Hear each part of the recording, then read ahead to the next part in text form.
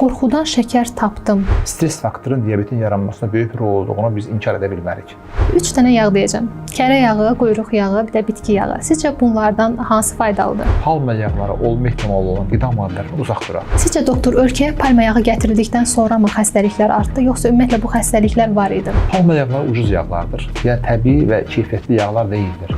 Əhalinin sağlamlığını düşünməyən, xalqının millətini düşünməyən insanların işidir. Marketdə satılan süd, qatıq, ağartı məhsulları yerinə bunu gedib bazardan alaq. Daha orqanik, daha sağlam olduğuna əmin olmuş yağları istifadə edək. Yəni evdə yemək bişirən xanımların sayı azalır. Xüsusən diabetik xəstələr üçün bu çox zərərlidir. Hər loğma 20 saniyə çeynənməlidir. Çörəyin keyfiyyəti çox dəyişmişdir. Çörəkdə qatqı maddələri var. Rəng verici, aromatik. Su içəndə kökələrəmsə deyən insan mütləq endokrinoloq tərəfindən araşdırılmalıdır. Alfa Xrom, artıq çəkidən azad ol. Xoş gördük hər birinizi dəyərli dostlar, dəyərli izləyicilər. Bugün Bir Bax kanalında çox maraqlı bir mövzuya toxunacağıq. Qidalanma və piyələnmə arasındakı əlaqə nələrdir? Bugün bu mövzumuzu qonaqlarımızla birlikdə sizə geniş şəkildə təqdim edəcəyik. Studiyamızın qonağı Baku Medical Plaza Klinikasının endokrinologiya şöbəsinin rəhbəri Doktor Hidayət Məmmədzadə və Doktor Humay Fərzəliyevadır. Xoş gördük. Doktor, ümumiyyətlə bədənimizdə piyələnmə nədən baş verir və qidalanmamızın bu piyələnmə prosesində təsirləri necədir? İstərdim ki, bu barədə izləyicilərimizə məlumat verək. Çox təşəkkür edirəm. Çox gözəl sualdır. Çox gözəl aktual bir mövzu ilə başlamışıq. Piyələnmə tarixən gözəllik, zənginlik, sağlamlıq bir əlaməti kimi bilinib. Ona görə insanlar həmişə qida axtarışında olublar. Amma 20-ci əsrin ortalarına qədər bəşəriyyətin ölüm səbəbi olan aclıq bu gün 21-ci əsrdə həmin bəşəriyyət piyələnmə ilə mübarizə aparır. Çünki piyələnmə tək qidalanma ilə bağlı olan məsələ deyil. Bu kompleks bir məsələdir. Burada bizim genetikamız çox önəmlidir. Genetik yaxınlıq. Düşünün, bir ailə üzvləri hamısı köyükdür, çəkisi çoxdur. Hazırda Azərbaycan əhalisinin 25-30% piyələnmə xəstəliyi çəkir. Bütün dünyada piyələnmə bir artma tendensiyası göstərir. Düşünün ki, Avropa ölkələrində hər 5 uşaqdan biri obezdir. Yəni biz piyələnməni boyun bədənə nisbəti bir formumuz var. Bədən çəki indeksi deyirik buna. 30-un üzərində olduğu hallara deyirik piyələnmə.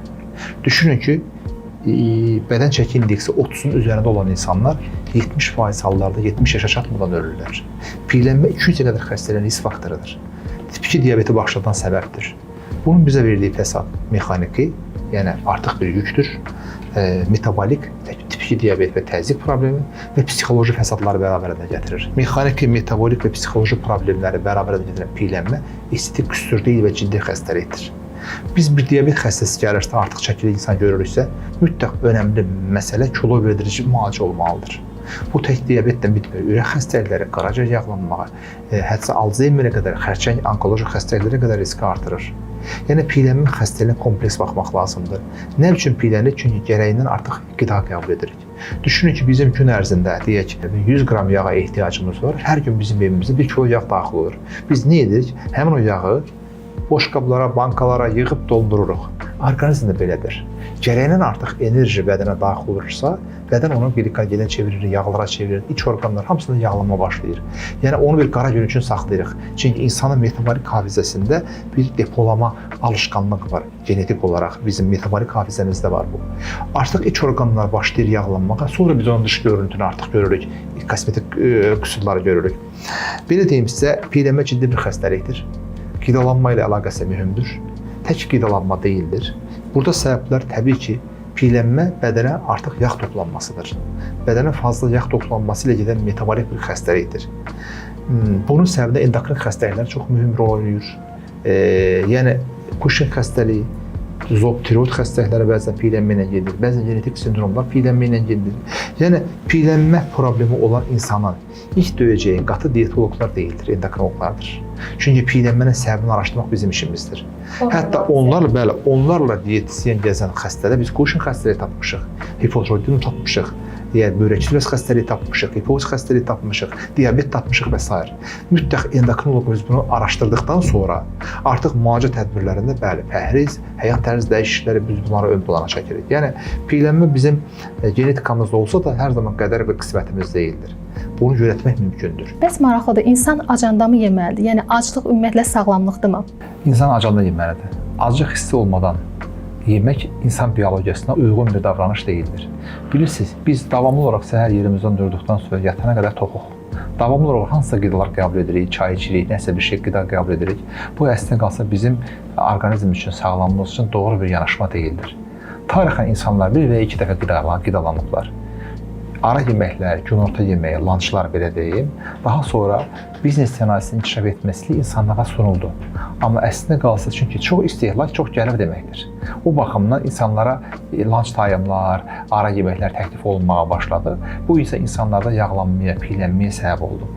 Bizim biologiyamız səhər yerimizdən durduqdan sonra səhər yeməyi yeyilməlidir.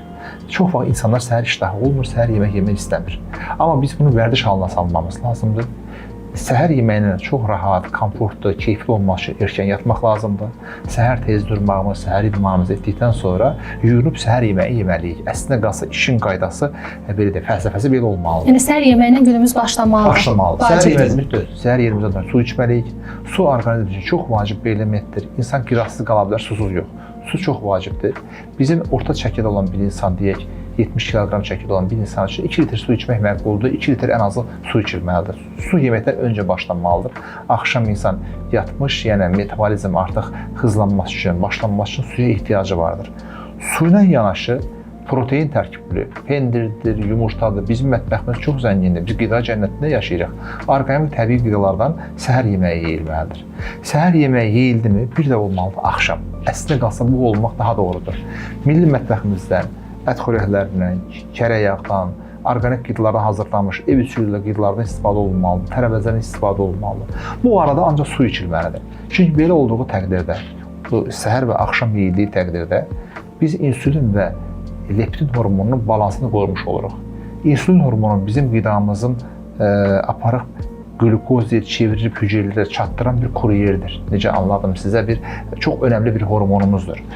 Yağları depolayan tək hormonumuz insülindir. Yəni insülin bizi kökəldən hormondur, belə deyim sizə eyni zamanda. Metabolik bir hormondur. Bunun əksi olan leptin hormonu isə bizim yağlarımızı parçalayan bir hormondur. Amma leptin işə düşməsi üçün qida qəbulundan sonra 3-4 saat keçməlidir. Biz 3-4 saata keçməyinə imkan vermədiyimiz üçün leptin hormonu işə düşmür. Siz deyə bir atışdırma etdiniz, getdiniz, işte belə bir xurma ilə çay içdiniz, sonra bir albad işlədiniz, ağır bir atışdırma etdiniz. Davamlı olaraq bir leptin hormonu bir kənara buraxırıq və davamlı o şəkildə qida alırıq. Amma bunun müqabilində isə fizik aktivitetimiz yoxdur, alınan qidanı sərf etmirik. Bu baxımdan balans pozulduğu üçün piylənmə başlayır. Yəni yediyimizi yandırmalıyıq da. Bəli. Acıq çox önəmlidir. Bəzi hətta insan başınız tövsiyə edilir xəstələrə, başınız ağrıyırsa, qızdırmalı bir hal keçirirsinizsə, qida qəbul etməyin. Əslində çox öz üstün. Bişur heyvanlar belə acıq hissi olmadan qida qəbul etməz. Ac olmayıb da qida axtaran tək varlıq bəlkə də insandır. Yəni baxın canlı təbiətə, hər hansı bir quş olsun, bir vəhşi heyvan olsun, əgər onu dəyib toxunan yoxdursa, acı qarışqan milçək belə, o ona Allahın verdiyi ömür axlatan yaşayır. Biz bu qədər şuur sahibi olan insan isə Allahın verdiyi ona 150 ilə yaxın, 120 il, 150 il olan bir yaşama potensialını yarısına belə çatmadan bəzən ölür metabolik xəstəliklərdən. Bəs bəzi insanlar var ki, deyir ki, mən su içirəm və su məni kökəldir. Bəs bu cür insanlar niyə kökəlirlər? Bu əslində qalsa ödemdir. Yəni su içir, yəni o insanlar bəzən onu bir necə deyim, yəni hər xırda şeydən kökəlməyə işarə olaraq bunu deyir əslində qalsa. Suda kalori yoxdur. Su kökəltmə potensialı yoxdur.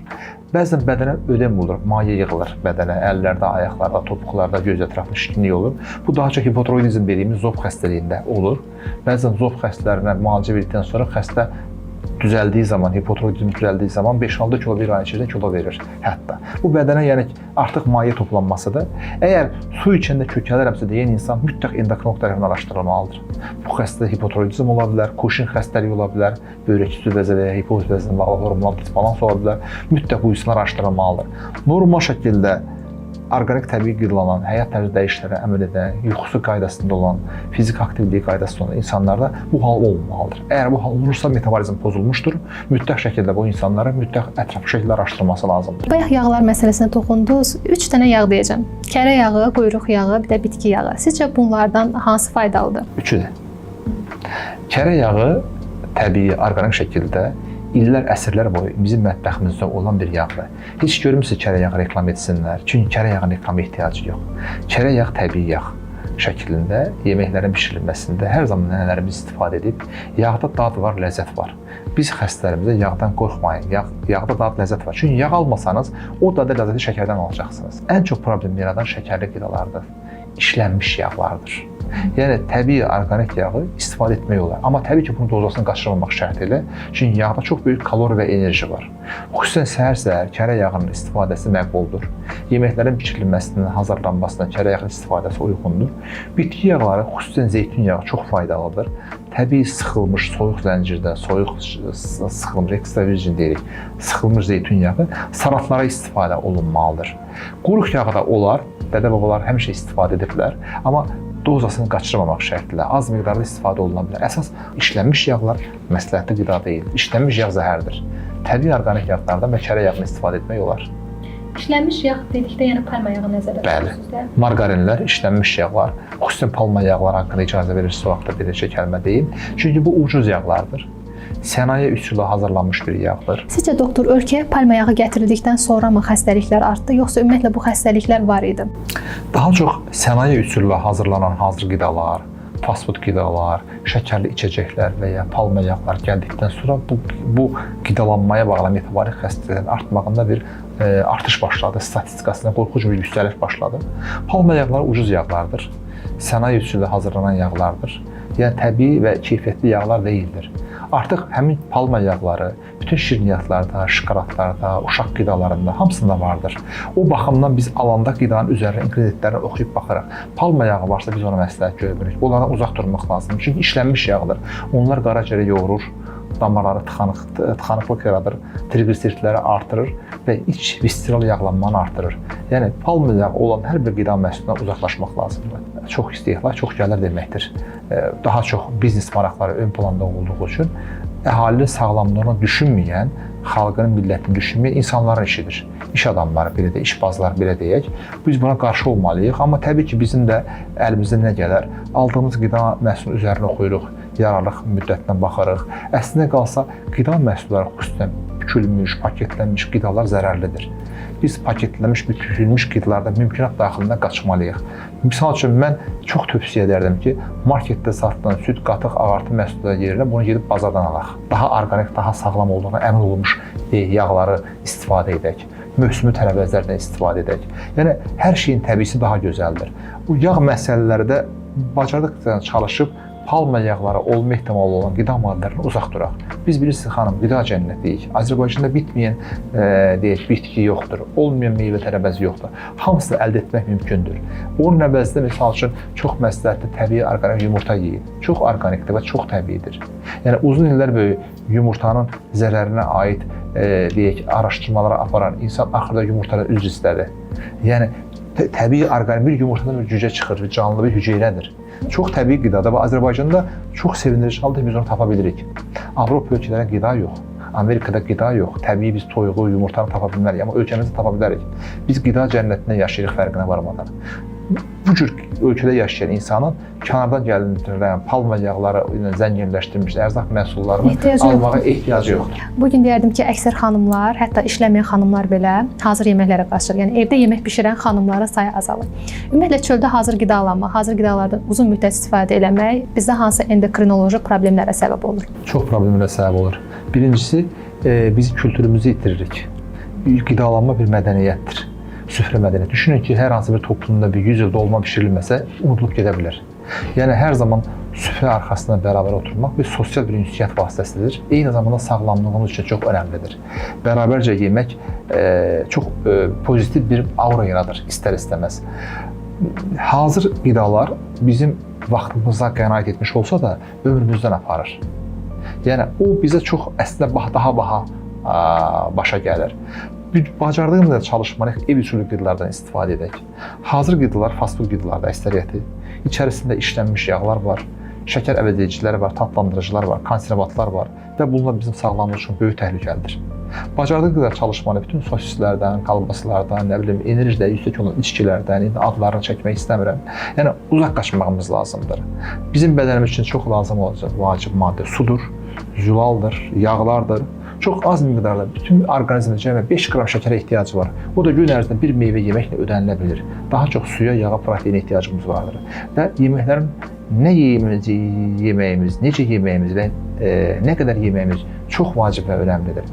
biz çalışmalıyıq orqanik qidalanmağa. Bunlarda yeməklərin, qida maddələrinin hazırlanması çox vacibdir. Yəni qidanın hazırlanmasının çox böyük önəmi vardır. Ola bilər ki, siz bir ət məhsulunu çox normal şəkildə bişirib qəbul edə bilərsiniz, amma onu yaxşı bişirməyəndə siz ondan ləzzət ala bilməzsiniz. Bəzi hətta ət məhsulları içərisində bəzən parazit xəstəliklər, qurd xəstəlikləri ola bilər. Yaxşı istehlak olunmuşsa, yaxşı hazırlanmışsa, yaxud da dəniz məhsulları olsun, balıq məhsulları olsun, süd olsun, yaxşı bişirilməzsə onun içərisində bruselloz kimi xəstəliklər başlaya bilər. Bunu nə üçün deyirəm? Yeməyin hazırlanması, qidanın hazırlanma texnologiyası çox önəmlidir. Bizim üçün bir də çox mümkünat daxilində yeməklərin çox qızardılması da sağlamlıq üçün doğru deyil. Onun üzəri yanır. Yəni yanmış qida da özü kanserogendir. Yəni yeməklərin hazırlanması çox önəmlidir. Yeməyə izafi duz məmulatlarını yaxud da ədviyyatların qatılması da doğru deyil. Yəni yemək həddindən çıxmamaq lazımdır. İnsan o yeməkdən dad almalıdır, ləzzət almalıdır. Onun içindəki mineralları, onun içindəki proteinləri çox sağlıqlı şəkildə qəbul etmək lazımdır. Sulu yeməklər çox vacibdir. Yəni bizim mətbəximiz çox zəngindir əslində qalsa, təbii şəkildə ev üsulu ilə qidaların hazırlanmasına hər zaman üstünlük verməliyik. İstərdim ki, şəkər və şəkər xəstəliyi arasında əlaqədən danışaq. Ümumiyyətlə şəkər rafinə olunmuş şəkərdən söhbət gedir. Şəkər xəstəliyi yaradırmı? Belə deyim sizə. Mən praktikamda siz diabetli xəstəsiniz, sizə bunlar olmaz. Sizin diabetiniz yoxdur. Belə bir ayrım etməmiz doğru deyil. Diabetli xəstəyə dediyimiz bütün qadağalar, tövsiyələr sağlam insana da aiddir. Əslində qalsa bu dediklərimiz sağlam qidalanmanın, necə deyimsə, sütunu və məntiqidir. Sağlam qidanın mən həmişə ümumi prinsiplərini anladıram hər zaman pasiyentlərimə.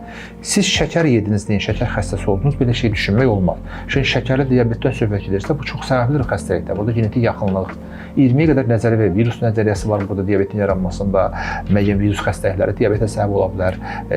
Piyələnmə təbii ki, burada ön planda gələn bir məsələdir. Genetik yaxınlıq burada çox önəmli məsələdir. Müəyyən keçirilmiş cərrahi əməliyyatlar burada, onkoloji xəstəliklər belə, müəyyən dərmanlar belə diabet yarada bilər. Yəni bunun diabeti sadəcə qidalanma ilə məhdudlaşdırmaq doğru bir şey deyildir. Amma şəkərli qidalara çox meyilli piyələnmə xəstəliyinə, insulin rezistentliyinə və nəticədə tip 2 diabetə səbəb ola bilər. O baxımdan bəsit şəkərli qidalar, rafinə olunmuş, işlənmiş ərzaqlar, bu cür bəsit şəkərlər bütün insanlığa, bəşəriyyətə ziddir. Şəkər ağ ölümdür. Şəkər, duz və un bəşəriyyətin ölüm triosudur. Bu dördüncü ağ ölüm kokaindir. Düşünün ki, şəkər artıq kokain hökmündə olan bir maddədir. Şəkər ən tatlı zəhərdir. Bizim şəkərə ehtiyacımız 5 qramdır. O da gün ərzində bir meyvə ilə bəs edir. Bizim mətbəximizdə mentalitetdən gələn bir şey var. Şirin çay. Hər kəs səhər şirin çay yeyir, bəs şəkərlə. Uşaqların doğru deyil, doğru deyil. Meyvə qurlarından çay içilməlidir. Çay bizim milli içkimizdə gün ərzində bir və ya iki dəfə, bir neçə dəfə deyək, ola bilər. Uzun müddətli yeyək, çay dəstgahlarında oturub, tatlı şirinliklərlə qəbul olunmaq bu bədən üçün sağlamlığa ziddir. Bir orqanizm üçün ən gözəl, qiymətli vasitə sudur. Su ən təbii deyək, içkimizdir və hər bir insan təxminən 2 litrə qədər ortalama çəkili olan insan su qəbul etməlidir. Və suyu içməyə də gigiyenası var. Oturaraq, otaq temperaturunda, əsas yeməklərdən öncə, xüsusilə meyvədən öncə qəbul olunmağı daha məsləhətdir. Bunun hamısının gigiyenası var. Biz bu qidalanma məsələsinə əməl edəriksə, çox sağlam bir orqanizmə sahib ola bilirik. Bunlar heç bir qaydasında deyil, həyat tərzi qaydasında deyil, yuxu rejimi qaydasında deyil. Bütün gün stres içində, bütün gün deyək, telefonda oturan bir insanın təbii ki, piyələnməsi də olacaqdır, metabolizması pozulacaqdır, onkoloji xəstəliklərə qədər arxa-arxaya gələcəkdir. Yəni, mən hər zaman xəstələrimizə çalışın, sizin dərmanınız, sizin orqanik qidalarınız olsun deyirəm. Sizin yəni qidanız dərman olmasın. İnsanlar arasında belə bir ifadə var, qorxudan şəkər tapdım. Bu doğrudurmu? Yəni insan həqiqətən qorxudan şəkər tapa bilərmi? Qorxu stressdir və əksər hallarda diabetli xəstələrlə çox sayda yüzlərlə, bəlkə minlərlə diabet xəstələrim var. Onların hamısında bu xəstəlik necə başladı, nədən yarandı sualını çox doktor qorxudan oldu. Mən bir stres keçirdim. Nə bilim, nədənsə qorxdum, bir itki yaşadım, problem yaşadım, ondan sonra oldu. Çünki bilirsiniz, insan sosial varlıqdır. Heç bir heyvanda şəkərli diabet xəstəliyi yoxdur. Bu, insan stres yaşadığı üçün insana bağlı olan bir xəstəlikdir. Yəni, yaxud da belə bir antropoloji bir xəstəlikdir, insana məxsus bir xəstəlikdir. Çünki bayaq söylədim, şəkərli diabetin yaranmasına faktorlar çoxdur. Bunlar mühüm bir stres faktorudur. Stres faktoru var olacaq diabetin progressiyonu artırır və yaxud da gizli şəkərin şəkərli diabetə çevrilməsini artırır. Çox insan olur ki, misal üçün praktikamda görürəm, deyək, bir il bundan qabaq müayinə etmişik, baxmışıq, heç bir diabet problemi yoxdur. Amma xəstənin hər hansı yaşadığı stressdən dolayı 1 il ya 6 aydan sonra artıq diabet tablosu ilə qarşımıza gəlib. Araşdırırıq, baxıb yaxın bir ikisini, yaxın bir yaxınını itirdi, ya stres yaşadı, yaxud da deyək ki, nə bilim, adi bir itdən qorxdu. Belə bir şey də var. Yəni bir qısaca bir şey danışım sizə. Bir nəfər uşaqda tip 1 diabet şikayətdən gəlmişdi. Bu uşaq məktəbdə siqaret çəkib, təsadüf atasını görüb. Atası siqareti uşağa cəza vermək üçün əlində söndürüb, belə bir şey, bir neçə il qabaq belə bir şey olmuşdu. O hadisədən bir neçə ay sonra, yəni uşaq artıq diabet tablosu ilə gəldi. Düzdür, daha yüngül cəzalandırmanın da növləri var. İndi təbii ki, ailələr fərqlidir. Hər kəsin bir cəzalandırma metodu var. Sonra atası özü heç bağışlamır, doktor, mən uşağıma bir siqaret çəkdiyi üçün öyle bir cəza etdim və sonra artıq bu diabet oldu. Yaxud da ata-anası davamlı mübahisə edən uşaqlar arasında diabet olan xəstələr gördük. Yəni nəyi vurğulamasın? Stres faktoru. Bir uşaq it arxasına tutmuş, it qapmış, o uşaq ondan bir həftə sonra diabet oldu. Bax, belə faktor da var. Düzdür, biz bunu konkret olaraq imenli buna görə, məhz buna görə siz diabet xəstəsi olduğunu deyə bilmirik. Amma hər halda təcrübə və bizim xəstələrdən gələn feedbacklər, kommentlər və yaxud da xəstəliyin səbəbinə aid topladığımız anamnetik məlumatlarda stres faktorunun diabetin yaranmasına böyük bir rol olduğunu biz inkar edə bilmərik. Təkan verici faktordur ən azından. İstərdim biraz çörək mövzusuna toxunaq. Azərbaycan xalqını deyərdim ki, bugün çörəksiz təsəvvür eləmək olmaz və əksər evlərdə də bugün çörək yeyilir. Ümumiyyətlə çörəyin insan orqanizminə zərərləri nələrdir? Çox gözəl bir sual verirsiniz. Hər zaman poliklinikdə xəstələrə anlatdığım bir şeydir. Bilirsiniz xanım, çörək müqəddəsdir. Çörək uğrunda müharibələr olub. Hər zaman biz çörəyə Quran kimi baxmışıq, kutsal demişik. Hər zaman bizim süfrəmizdə duz çörək olmuşdur. Bu Azərbaycan mentalitetindən, mətbəxindən gələn bir şeydir. Çörək müqəddəsdir və çörək bir mədəniyyətdir. Çörəksiz süfrə olmur. Xüsusən bizim, indi bilin, baxın ki, Yaponiya, Çin, İtalyan mətbəxlərində, Avropa mətbəxində çörək çox da öndə olan bir qida məhsulu deyildir. Amma iş burasıdır ki, hazırki gündə ekoloji təmiz undan hazırlanan o çörəklər yoxdur. Yəni çörəyin keyfiyyəti çox dəyişmişdir. Çörəkdəki qatqı maddələri var. Rəng verici, aromatik, yəni qoxu verici, saxlama müddətini artırmaq üçün xeyli sayda ingrediyentlər var. Artıq o gördüyümüz çörək yoxdur. Və bir də ağ undan hazırlanmış çörəyə biz qarşıyıq. Tam taxıldan hazırlanmış çörəyi, yəni ev üstündə hazırlanmış, xüsusi dəyirman unundan hazırlanmış, heç bir qatqı maddəsi olmayan çörəyin hətta faydası da vardır. Çünki içində liflər var, vitaminlər var. Onu qəbul edə bilərik, amma az miqdarda. Bizim qarşı olduğumuz bəzən undan xəbəri olmadan hazırlanan, deyək misal üçün, sintetik undan hazırlanan çörəklərdir. Ağ undan, rafinə olunmuş undan hazırlanmış qənnadı məmulatlar, un məmulatları, makaronlar, çörəklərdir. Təbii ki, taxıl unundan, taxıldan, təmiz buğda unundan hazırlanmış, içərisində olan hər hansı bir əlavə edici qatqı maddələri olmayan hazırlanan çörəkdən az miqdarda istifadə etmək olar və olmalıdır da. Amma ağ undan hazırlanmış, rafinə unundan hazırlanmış çörək məmulatları süfrəmizdə olunmalıdır. Çünki karbohidratdır, qan şəkərini yüksəldə bilir, xüsusən diabetli xəstələr üçün bu çox zərərlidir. Biz toplum olaraq çörəyə çox istifadə edən deyək ki, xalqıq, çörəyə çox istifadə edirik. Bunun miqdarını biraz azaltmaq lazımdır. Çünki orqanik çörək məmulatları çox azdır. Bizim mətbəximizdə, süfrəmizdə çörəksiz təsəvvür etmək mümkün deyildir. Bunun biraz miqdarını azaltmaq lazımdır. Təbii undan hazırlanmış çörəkdən istifadə etməyi məsləhət görürük və az miqdarda. İstərdim ki, yuxu ilə kökəlmə arasındakı əlaqədən də danışaq. Müasir dövrdə insanlar deyərdim ki, gecələr yatmırlar. Bəli. Daha çox sosial şəbəkələrdə, TikTokda, Instagramda vaxt keçirirlər və fikir vermisinizsə bu cür insanlar daha sürətlə kökəlir və bu insanlar ümumiyyətlə arıq olmurlar, kök olurlar. Yuxusuzluqla piyələnmə arasındakı əlaqələr nələrdir? Çox gözəl bir sual verirsiniz. Yuxusuzluq və piyələnmə çox güclü müttəfiqdir. Yuxusuzluq bu saat müasir dünyanın megapolis şəhərlərdə yaşayan insanlar üçün əslində qalsa çox önəmli bir risk faktorudur. Yuxusuzluq nəticəsində tədqiqatlar nəticəsində müəyyən olub ki, insanların piyələnmə ehtimalı daha çoxdur. Bilirsiniz, insan biologiyası günəşlə yatıb günəşlə durmalıdır. Əvvəllər saat olmayadığı dövrlərdə insanlar günəş çıxa doğanda durardılar, günəş batanda yatardılar. İndi bunu tam tərsidir. Demək olar ki, bütün şəhər yatmır. Hər kəs sosial mediada, televizorda. Televizor nuklear silahlar kimidir. İnsanların yuxu rejiminə, biologiyasını bir terror edir və insanlar yatmağa qoymur. Və bu baxımdan İstər-istəməz gərgin uzun müddətli iş rejimindən sıxılmış insanlar ailə üzvləri görmək üçün, qidalanmaq üçün uzanmış saatlar bizim yuxu rejimimizi pozur. Normal insanı 7-8 saat yuxuya ehtiyacı var. Orta yaşlı bir insanın, uşaqlara daha çoxdur, yaşlılarda olsun deyə 6 saat miqdarda yuxuya ehtiyacı var. Bilirsiniz, siz gecə saat 3-də yatıb, gün orta saat 3-də də dura bilirsiniz. Amma bu yuxunun xronotipinin pozulmağı deməkdir. Orqanizmin sirkadian ritmi vardır, xronotipi vardır. Əslində qalsa, ən gecə mənim tövsiyə etdiyim müasir insanın saat ən gecə red line, qırmızı xətt saat 12-dir. 12-də yatmaq lazımdır. 12-də yatıb saat 7-də durmaq lazımdır. Biz bunu 21 gün əgər davamlı şəkildə edəriksə, bu artıq vərdiş halına alacaqdır. İnsan beyni 21 gün olan şeyi artıq vərdiş halına salır və artıq bu insanın həyat tərzinə çevrilir. Artıq onun davranışlarına olur və 22-ci müddətdə onun yuxusu gələcəkdir. Yəni yuxu çox vacibdir. Yuxusuzluq eyni zamanda insanı acıb yemək yeyir. Bu istəmədiyim bir şey. Yəni saat 1-ə 2-yə qədər oturur, mütləq şəkildə acacaqdır. Hər hansı bir qida qəbul edəcəkdir.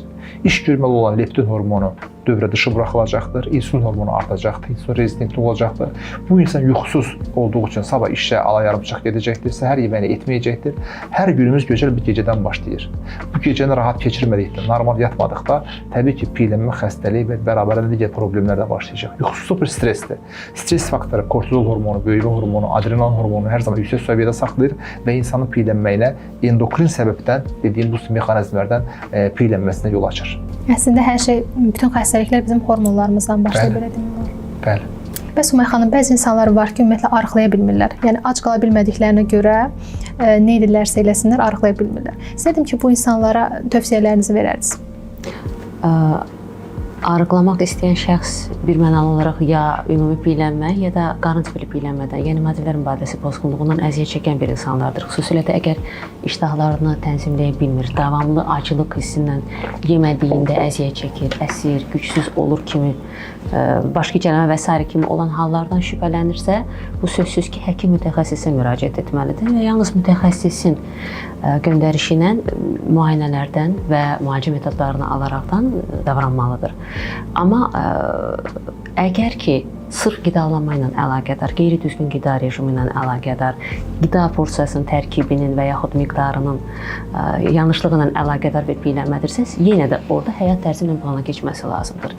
İnsan qida rasionunun, qida porsiyası miqdarını azaltmağı bacarmalı və qidanın tərkibindən lazımsız kökəlməyə səbəb olan maddələri çıxartmalıdır. Bunun üçün də sözsüz ki, ciddi maariflənmə lazımdır. Bundan başqa Hidayət bəyin tövsiyə elədiyi davranış modelləri var. Fiziki aktivliyin artırılması lazımdır. Əhval-ruhiyyənin yüksək səviyyədə saxlanması lazımdır, stressdən uzaq olması lazımdır və s. Amma bəzən bu insanlara yardım üçün, o cümlədən inkişaf etmiş ölkələrdə, əczaçıxanalarda və marketlərdə hətta bioloji aktiv qida məhsulları olur. Məsələn, Azərbaycanda da belə bir məhsul var, alfa-xrom adlı preparat var, hansının ki tərkibində insulin, daha doğrusu şəkər mübadiləsinə təsir göstərə bilən, insulinə həssaslığı artıran xrom maddəsi və alfa-lipoid turşusu adlanan bir maddə var, hansı ki, yağ mübadiləsinə tənzimləyici təsir göstərir. Belə bir vasitənin istifadəsi nəticəsində insulin direnci deyilən hal aradan qalxa bilər. Yüngül formalarda sözsüz ki, və yaxud da ki, kompleks müalicənin tərkibində olmuş ola bilər. Belə pasientlərdə iştahın azalması, şirniyyata, karbohidratlara meylin azalması, daha yaxşı fasiləli orucda demirəm də, yəni pəhrizə oturması, yəni ac qalanda o narahatlıq hissi və s. onun aradan qalxması müşahidə oluna bilər. Bu yenə də yüngül ağırlıq dərəcəli piyələnməyə və yaxud da deyim ki, qarın tipli piyələnməyə aid ola bilər. Digər daha ağır formalar üçün və ya daha çətin çəki atan insanlar üçün həkim mütəxəssisə müraciət olunması mütləqdir. Misal üçün, bu barədə tövsiyə edərdim ki, həkim mütəxəssis öz fikrini söyləsin. Bəli. Bilirsiniz, 20-ci əsrin ortalarına qədər bütün bəşəriyyətin ölüm səbəbi acı olmuşdur. Yəni, biz hər zaman insanlar metabolik hafizəmizdən bir qidaya qarşı sevgi var. Qida bir nemətdir. Hər zaman insanlar bir yerdən çörək tapdıqda onu öpüb göz üstə qoyub istehlak etmişlər. Hər zaman qidaya qarşı bir sevgi var, qidaya qarşı bir istək var.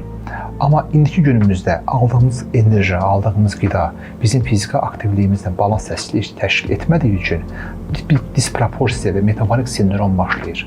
Piyələnmə ciddi bir xəstəlikdir, bunu unutmamamız lazım. Əgər piyələnmə problemi varsa, onu mütləq araşdırılması üçün həkim endokrinoloqa müraciət olunmalıdır. Ətrafa araşdırılmalıdır, altda endokrin xəstəliklər yoxlanılmalıdır. Əgər heç bir problem yoxdursa, sağlam həyat tərzi dəyişiklikləri əməl olunmalıdır. Həyat tərzi dəyişiklikləri bir qədər çətindir.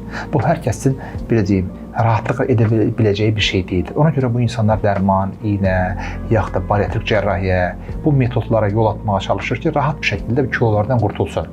Amma inanın ki, əgər həyat tərzi dəyişiklikləri oturmursa, bu insanda bu və ya digər xəstəliklər baş qaldıracaq və yaxud verdiyi kiloları rahatlıqla geri alacaqlar.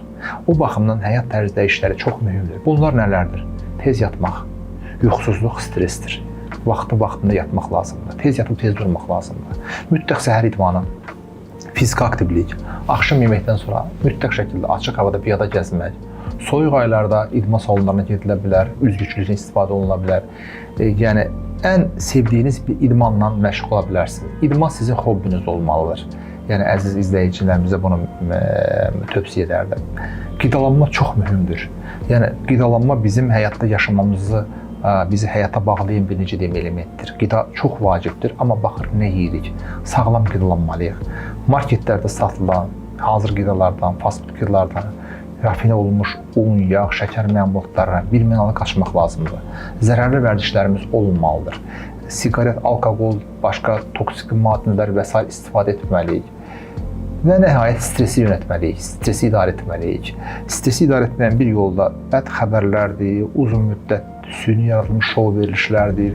Gərəksiz bu cür informasiya qarma-qarışıqdan uzaqlaşmaq lazımdır. Sosial şəbəkələr. Ətrafınızda bəli, deyək, yaşlı bir insandırsa, onu çox mən tövsiyə edərdim ki, deyək, yaşlı bir xanım düşünün, gedib bacısına söhbət etsin, yaxud da anası ilə vaxt keçirsin, yəni orta yaşlı bir insan, gənc yaşlı insan uşaqları ilə zaman keçirsin, dostları ilə, yaxud həftə sonu tətil, iş rejimi çox ağırdır, həftə sonu var, bazar günü yay tətilləri var, mütləq şəkildə onu normal dəyərləndirsin. Çünki ömür həyat çox qısadır. Onu doya-doya yaşamaq lazım. Bəzən insan gələcəyini çox düşünüb, keçmişini çox xatırlayaraq bugününü belə yaşamır. O baxımdan bu həyatdan zövq almağı bacarmaq lazımdır. Hobbilərlə məşğul olmaq lazımdır. Açıq havada olmaq lazımdır. Yəni ruhi sağlamlıq çox önəmlidir. Əgər bunları davamlı şəkildə edə bilirsinizsə, bu həyatdan zövq alaraq yaşayırsınız, onun super problemlər bitmir. Həyatımız boyu hər zaman bu və digər ailə qayğıları, məişət problemləri, iqtisadi faktorlar, iş problemləri olacaqdır. Biz bəzən bu problemlər içərisində o qədər yaşayırıq ki, o qədər problemlərə belə deyim, inteqrasiya oluruq ki, artıq günümüzü, həyatımızı itirmiş oluruq. Baxıb görürük ki, bir göz qırpımında ömür gəldi, keçdi. O baxımdan bu həyatı doya-doya yaşamaq lazımdır, sağlam olmaq lazımdır. Həyat tərzi dəyişiklikləri bizim həyat kodeksimiz olmalıdır. Sağlam bədəndə sağlam ruh olar. Mən ona görə bu cür verilişlərin əhalinin maarifləndirilməsi yolunda aparılan bu cür tədbirlərin, layihələrin hər zaman tərəfində olmuşam, hər zaman təşəkkürlərimi bildirirəm sizə. Yəni, bitirdiklərimizdən hər hansı insana bir köməyimiz olursa, nə xoş bizlərə. Mən xalqımıza sağlamlıq arzu edirəm. Bizim Azərbaycan xalqı dünyanın ən gözəl insanları, ən qonaqpərvər, ən yüksək mədəniyyətə, intellektual malik, zəhmətkeş, əməksevər, işgüzar, dostcanlı, o qədər müsbət xüsusiyyətlərimiz var ki, mən xanım dünyanın 35-dən çox ölkəsində olmuşam, şəhər demirəm, ölkəsində. Bizim Azərbaycan toplumundan, xalqımızdan gözəl insanlar heç yerdə yoxdur. Biz çalışmalıyıq ki, qida ölkəsində cənnətində yaşayacaq. Sağlam qidalanaq, sağlam olaq. Mən hər zaman xalqımızı gümrah, sağlam, xoşbəxt olmağını istəyirəm. Hər hansı bir problem varsa da özlərini işi mütəxəssislərinə, peşəkarlarına etibar etsinlər. Hər zaman müayinələrdən, check-uplardan çəkinməsinlər. Mən hər zaman xəstələrimə deyirəm, siz bura sevinə-sevinə gəlir. Sanki bir həkimimizin, dostumuzun, yaxınımızın, qardaşımızın yanına gedirik kimi düşünün. Çəkinmədən, yetər ki, sizə bir faydamız toxunsun. Çünki mən sizi sağlam görmək istəyirəm. Bu halda hər zaman biz sizin yanınızdayıq. Hər zaman sevdiklərinizlə vaxt keçirin. Ən qiymətli şey sevdiklərinizlə bərabər zaman keçirməkdir. Bu baxımdan mən təşəkkür edirəm bu veriliş, bu proqramımız üçün. Biz təşəkkür edirik. Həyat tərzi dəyişiklikləri mühüm və hər zaman əsas belə deyək, prioritet məsələmiz olmalıdır. Çox sağ olun. Siz sağ olun. Təşəkkür edirəm Hidayət bəy. Umay xanım çox sağ olun. Minnətdaram hər birinizə. Əminəm ki, bu müsahibəmiz izləyicilərin də çox marağına səbəb olacaq. İzləyicilərimizə bildirmək istəyirəm ki, bu gün studiyamızın qonağı Baku Medical Plaza Klinikasının endokrinologiya şöbəsinin rəhbəri Hidayət Məmmədzadə idi və doktor Umay xanım Fərzəliyeva bu gün bizim qonağımız idi. Sağlam qidalanma mövzusuna toxunduq bu gün. Sağlam qidalanma və sağlam həyat tərzi necə olmalıdır? Məncə izləyicilərimizin suallarını tam cavablandır. Amma sizə yenə qaranlıq olan suallar varsa, sizə maraqlandıran suallar varsa, şərh bölümümüz açıqdır, buyurub yaza bilərsiniz və əlaqə nömrəsi də həkimimizin əlaqə nömrəsinə qeyd eləmişəm. Həkimimizlə bağlı sualınız və ya qəbuluna yazılmaq istəsəniz, həmin nömrəni əlaqə saxlaya bilərsiniz. Növbəti verilişdə yenə Hidayət həkimlə maraqlı bir mövzuya toxunacağıq inşallah. Görüşərik. İnşallah. Özünüzə yaxşı baxın, görüşərik. Sağ olun bir daha.